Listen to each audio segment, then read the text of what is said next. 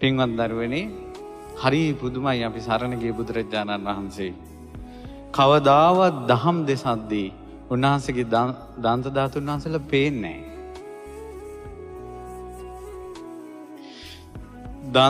දන්තයන් නොපෙනී කතා කරන්නේ කොහොමද කියලා හිතාගතවත් නොහැකි.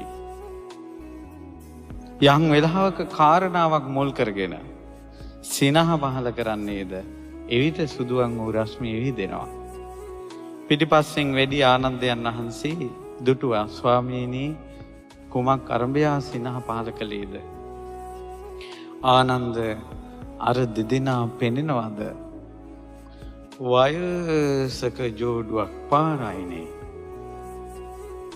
වයසක ජෝඩුවක් පාරයිනේ. හොඳටම වයසට ගිහිල්ලා දත් වැටිලා හැරවිටි එල්ලිලා හිඟා කනවා. දුටුවාදානන්ද ස්වාමීනි ඔය අර මේ කලින් මේ රජගහනුවර හිටපු සිටුපවුලක් නේ කිව්වා. විනාශ වෙලා මහපාරට වැටිලා කිව්වා. ආනන්ද ඒ කවුරුත් දකින්න දේ ආනන්ද. ආනන්ද මම මෙසේ දකිමි. මේ ජෝඩුව මේ යුවල තරුණ කාලේ පැවිදි වුණා නම් ආනන්ද නිකලස් වෙනවා. අරහත්ත්වයටපත් වෙනවා.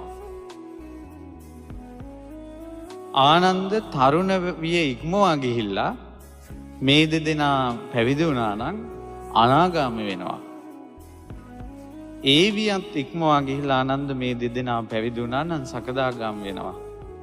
ඒ වියත් ඉක්මවා ගිහිල්ලා පැවිදි වුණා නම් ආනන්ද සෝවාන් වෙනවා. ආනන්ද දි รา ගිය ශරීර සහිත ඒ මහල්ලන් දෙදෙනා දෙස බලන්න අද ඔවුන්ට දහමේ පිහිටක් නැහැ කිව්වා. අද ධර්මය අවබෝධ කරන්න බෑ කිව්වා. සුගතියක් නැහැ. ආනන්ද ඔය දෙදෙනා මරණයන් මත්තේ නිරේ. දරුවනේ ඔබ කුමක්ද ධර්මය අහලා තියෙන්නේ? ධර්මය අවබෝධ කරගන්න කාරණා පහක් ඒකාන්තයෙන් බාධා පෙනෙන පවතිනවා. මව මැරීම, පියා මැරීම, තථාගතයන් වහන්සේගේ ලේසෙලවීම, ඊළඟට රහතන් වහන්සේලා ඝාතනය කිරීම, සංඝ බේදය. කුමක්ද ඔබ හිතන්නේ? ඒ මහල්ලන් දෙදෙනා මේ පංච ආනන්තරිය කර්ම කරලාද? කළේ නැහැ. එහෙනම් කුමක්ද මේ නිරේ උපදින්නේ? රහත් වෙන්න හිටපු දෙන්නේ. පින්වත් දරුවනේ කුසල් නැහෙනවා කියලා එකක් තියෙනවා. තරුණ කාලේ උපද්දවන්න පුළුවන් කුසල් වයසට ගියාට පස්සේ උපද්දවන්න බෑ. කවුරු වුණත් මෙතන බණ ඇහුවත් නැතත් අවසානයේ ඔය කවුරුත් ගන්න තීරණයක් තියෙනවා. පරලෝකෙටත් මොකක් හරි පෑයයි බං කියලා කවුරුත් වයසට සුදු රෙද්ද පොරවගෙන පන්සලේ බෝගහයට ඉඳ ගන්නවා. වයසට පළච්චි කවුරුත් ඉඳ ගන්නවා.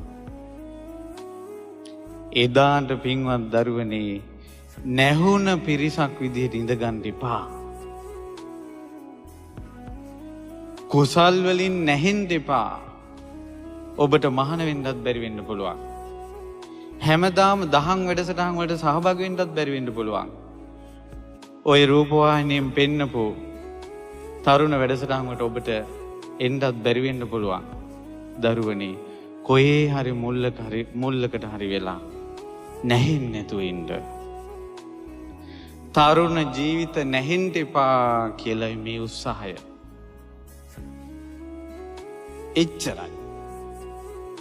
තරුණ කොල්ලෝ ටික මහාන කරගන්න උවමනාවක් නැහැ. අලුත් සමාජ දර්ශන හදන්න අපිට උවමනාවක් නැහැ. තරුණ ජීවිත නැහෙන්න එපා.